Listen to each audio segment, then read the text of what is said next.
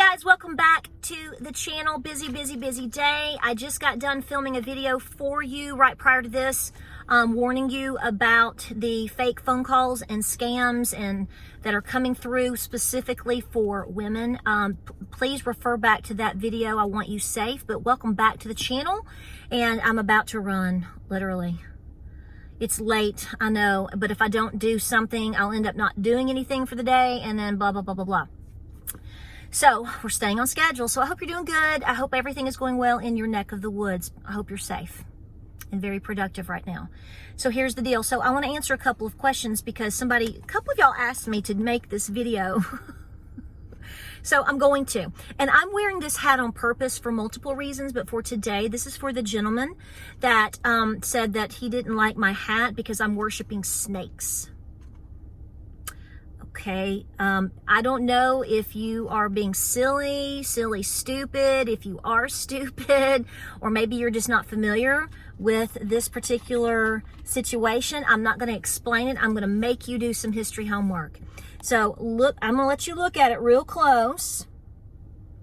And then I'm going to let you do your homework of Googling exactly what Google's a magical thing, or duck goose, or DuckDuckGo, or whatever y'all do. You know, whatever. Look it up. I'm not going to go into it because I think it's a good learning opportunity for a lot of people in terms of what this is, the history of it, and what it means to patriotic Americans. That's all I'm going to say. But speaking of history and speaking to a video that I made the other day, a couple of folks got really confused, and I'm not mad. I'm not mad. But I did have a couple of you say, can you explain? I don't understand, or whatever. So I will explain this. So I made a video the other day, last week, about the gray man. Let me tell you right now, seriously, I made that video on the heels of going to the National Cemetery in Chattanooga. I have an uncle that is buried at that particular location, and I wanted to see it for myself. I've been to Chattanooga a million times, but I have never been to the National Cemetery there. As you may or may not know, I hope you do, know that, first of all, Tennessee was particularly very divided during the Civil War in the East, meaning East Tennessee, especially from Knoxville and down in the counties. The counties were very divided. There are many books written about, so many stories about the division between the North and the South, the gray and the blue, the Confederacy and the Union, in terms of who you sided with, what you did, okay? I think a lot of people make assumptions about individuals that are from the South that we are only one particular way. That is absolutely not true at all. People in East Tennessee are very different than the folks in West Tennessee. People in Tennessee are overall very different from the folks down in Georgia. If you've never been to the South, we might kind of sound the same to you, but really, frankly, we don't. You have Southern accents, you have all kinds of different accents within the theme of being Southern. I don't even consider myself to have a Southern accent. I think I have more of a hillbilly East Tennessee accent, okay? Even if you listen to people sing that are from, say, East Tennessee versus North Carolina versus Georgia, you can hear the differences, even if they sort of do twang it up. You know, they sort of fake it up. You know, I mean, they do. I know they do. I'm telling you they do. I've been there. I know. And, but you're going to hear people even talk differently than, say, the ones from, you know, Memphis and Mississippi versus East Tennessee, Georgia. You can just tell. So here's what I'm saying. We're not the same, just like you guys up north. I should never assume that people from New Jersey are the same as the folks from Connecticut. That's how I learned to spell it. I cut. So that's, you know what I'm saying? So these people were automatically assuming that all of these things about me are what I was trying to say, and it's not true at all.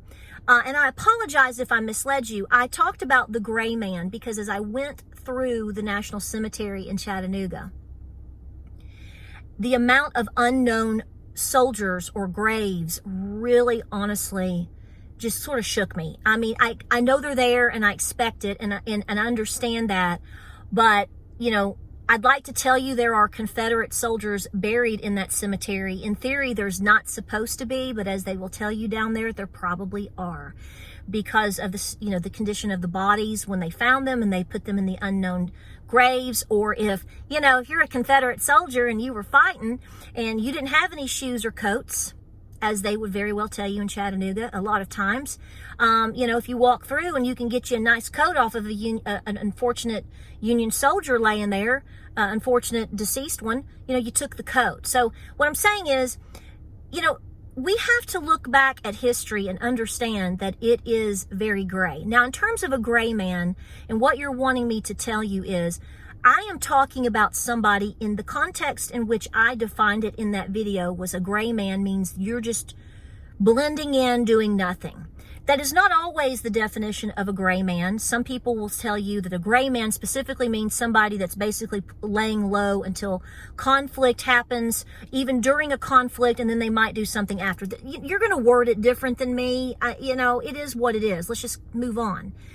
Some people, but for me, with that type of definition, that's just not who I am, and that's what I was saying. And these men that went out and fought these wars have never been gray in terms of, well, some people would call them yellow, but being cowards. But, whether they were cowards or whether they were just stand back, I'm not getting involved, a lot of the men, whether they are in a national cemetery, a Union cemetery, a Confederate cemetery, they weren't gray in the sense that they didn't stand up or do what they felt they needed to do. Now, some of them were put into the war and they didn't want to be there. You'll find stories of that all day long. You're going to find stories of people, literally men, that just went AWOL.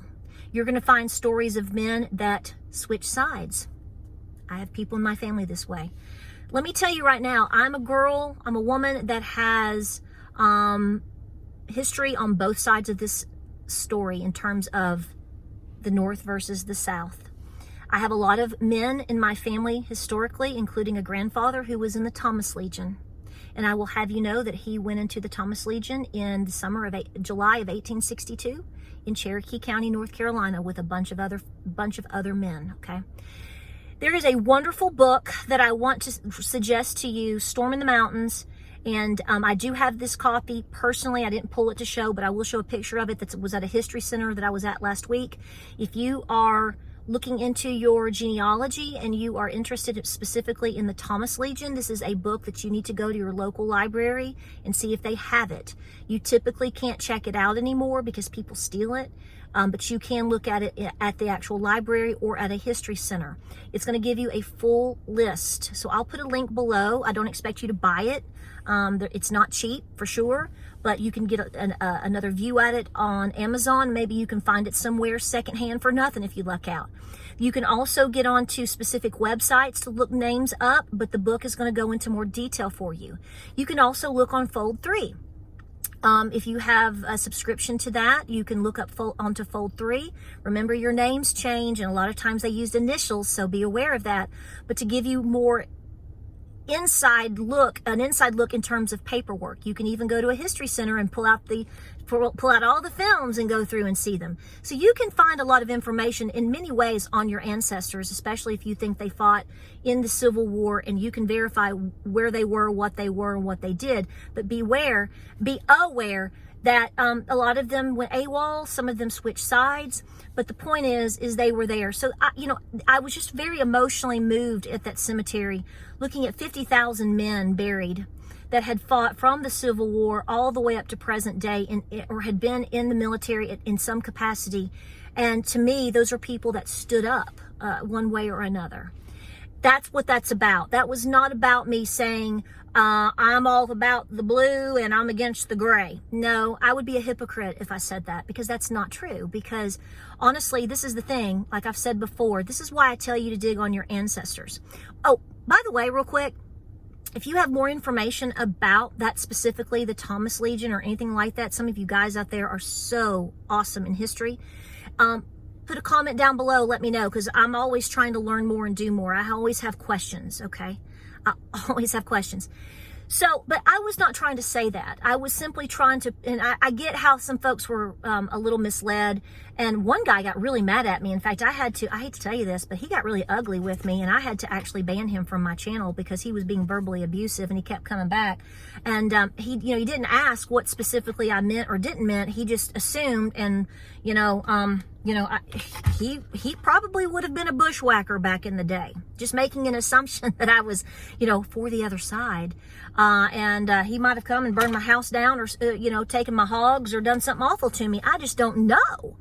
So, but that's what that's about. And this is why I tell you to just to close this out. This is why I tell you over and over and over to dig on the history of your ancestors if possible. Because see, you might have an opinion about what the Confederacy was and why they did what they did. And those mountain boys over there, they all thought they were for this and against that. No, a lot of times you're going to find in terms of men, let's just go this route, men that owned slaves. That really wasn't much of an East Tennessee, Western North Carolina thing. The mountain people here were too poor in many cases. And, they had a different route with that in terms of being pressed upon from the Union, from the North, from the government. You think because the school books that we grew up with told you one thing that you just think it's always that way. No, not really. No, not really. No, not really. And you also have to understand that people, there were people on both sides of the fence that were Native, specifically Cherokee, and that were Black. You had that on both sides, some more than other. Yep, but they were both there. This is what I'm saying. You have an opinion about who you are and who your mama and maybe your mama was, but beyond that, maybe you don't know. You might think you're this, and it really, honestly, when you do your genealogy, you find out you're everything but.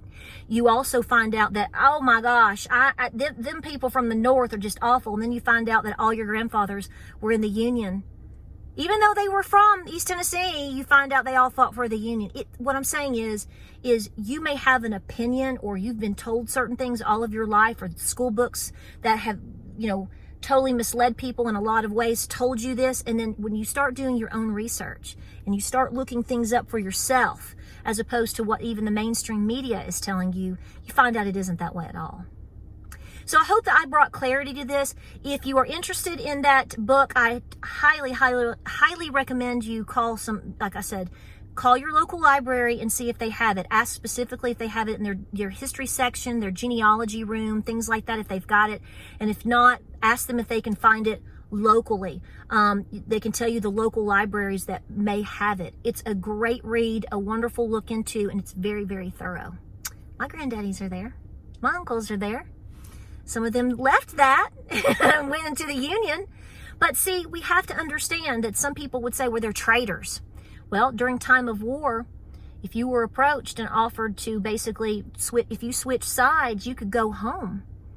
And you could be a home guard for your area and be back on your farm and protecting the local people around you. Don't think that a lot of men would not have done that if they could have. It's a time frame that none of us living today has honestly ever seen, so we shouldn't judge them for what they did. We really shouldn't. Not fully, because we weren't there. Guys, I appreciate you. I hope this clarified. I hope it helped you out. I'd love to see some of your input about this. Check out that book, and I got to hit the pavement. It's gravel, but we're going to do it, and then I got to get back to elderberries. I'm canning elderberry syrup today. Busy. With always in mind all the things that my ancestors fought for, died for, and stood for. Because that's how you got here today. All of us. Like, subscribe, and share. Godspeed.